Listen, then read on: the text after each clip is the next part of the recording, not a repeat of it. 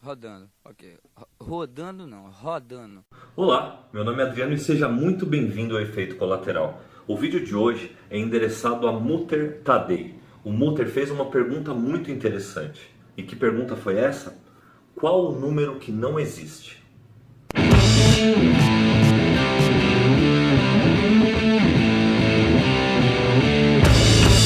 Mutter, eu fico muito contente que com apenas 10 anos de idade você consiga formular perguntas tão interessantes como essa. Sinto apenas lhe dizer que eu não sei responder, mas isso não impede que possamos pensar juntos e encontrar várias possibilidades de resposta.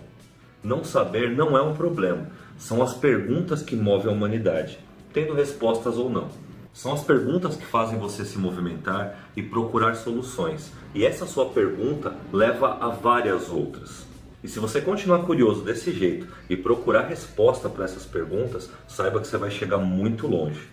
Podemos pensar em várias possibilidades de respostas para ela. A primeira, nenhum número existe. A segunda, nenhum número existe até que ele seja descoberto ou inventado. E a terceira, o número zero não existe. E é claro que você pode pensar em outro milhão de possibilidades. Então vamos pensar na primeira. Será que os números existem? Pensa no número 1, por exemplo. Pensou? Provavelmente você pensou nesse símbolo aqui, né?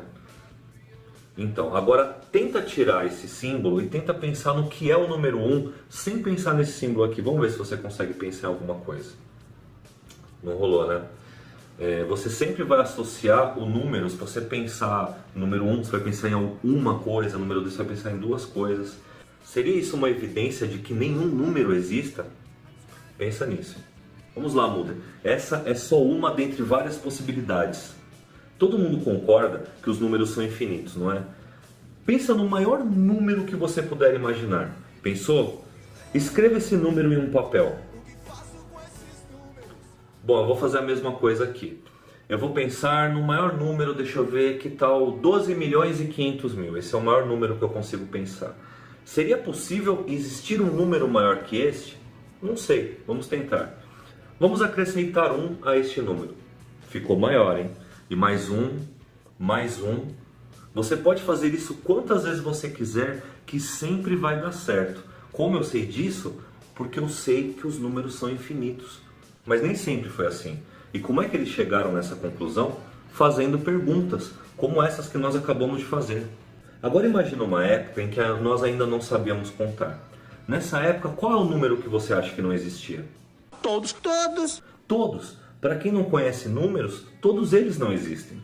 E quando é que nós começamos a contar? Quando nós percebemos que poderíamos usar os nossos dedos para representar quantidades. E nessa época, quando começamos a contar pequenas coisas, todos os grandes números não existiam. Possivelmente a matemática nasce para a contagem de rebanhos há cerca de 6 mil anos pelos sumérios. O que eles faziam?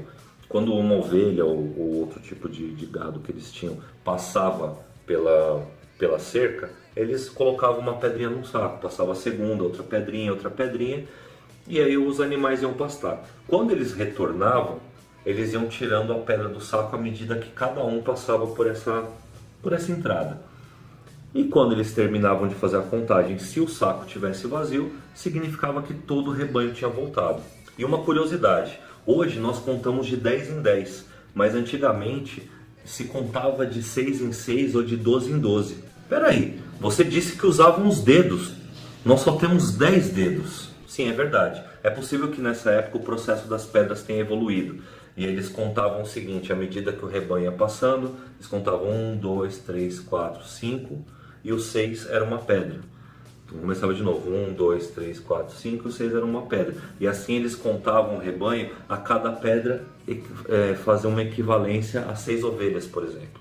E também há uma outra possibilidade, que nessa época, diferentemente de nós contamos 1, 2, 3, 4, 5, eles contavam assim, 1, 2, 3, 4, 5, 6, 7, 8, 9, 10, 11, 12, pelas juntas. E olha só que legal, Mutter, ainda hoje nós usamos as dúzias para fazer a contagem de uma série de coisas.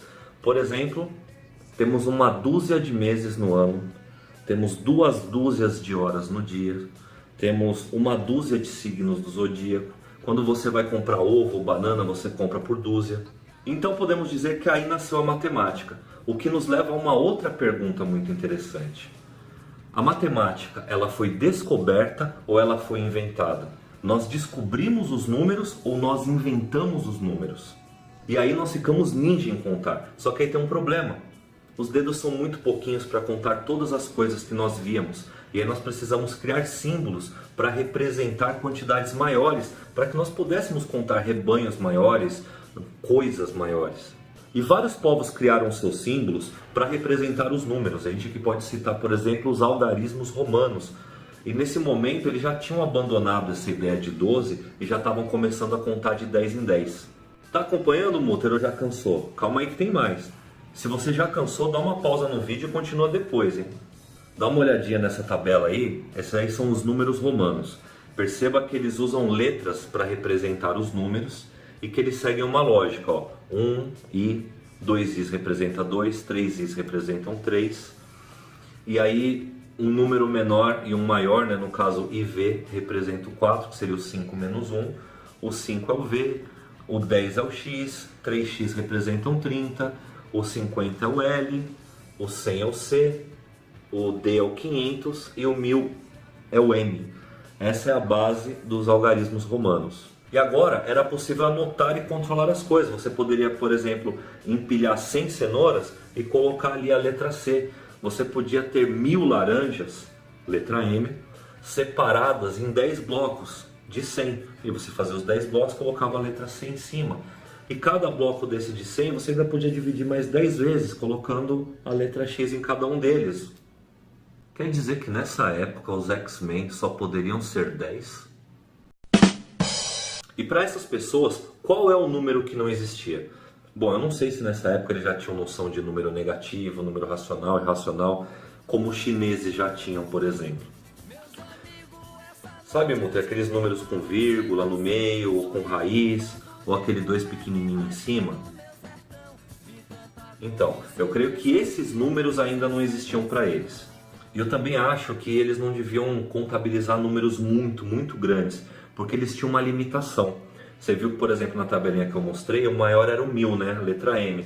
Para representar o milhão, eles colocavam uma barrinha em cima do M. O bilhão, 2 barrinhas, 3 barrinhas. Então, sei lá, isso fica meio limitado, meio difícil de fazer alguma coisa desse jeito, sem contar a dificuldade que eram fazer contas. Mas eu sei um número que não existia para eles. Isso porque não tem representação e você não viu lá na tabela. O número 0. E por que não tinha o número 0? Para que você vai criar um símbolo para representar o nada? Seria então o 0 o número que não existe? Pode até ser, mas outros povos já utilizavam algum símbolo para representar o 0 ou o nada. Por exemplo, na Babilônia, na China, na Índia, eles já tinham esse tipo de representação. Mas a utilização dos números como conhecemos hoje, a utilização dos algarismos indo-arábicos, como eles são chamados, colocados em sequência posicional, onde cada número tem um valor de acordo com a posição onde ele se encontra e são calculados de forma decimal. Peraí, o que isso aí quer dizer? Vejamos, esse número 123 ou 123, veja que o primeiro 1 representa 100, o 2 representa 20 e o 3 é 3 mesmo. Veja que somados dão o número 123. E neste momento o 0 passa de número desprezado, de número que representa nada, para número que representa o avanço. Graças a essas posições e ao número 0, é que conseguimos fazer contas difíceis e com a sua combinação podemos dizer que os números são infinitos, pois com esses 10 algarismos podemos conceber qualquer número. E com isso, a gente pode imaginar que todo número não existe até que ele seja descoberto ou inventado. O número chamado não existe. Então, Mutter, você pode perceber que a matemática é fruto de grandes pensadores que começaram fazendo perguntas assim como você. E agora, você pode começar a correr atrás das respostas. Você pode começar vendo as referências que eu vou deixar linkada aqui na descrição do vídeo e também lendo os comentários.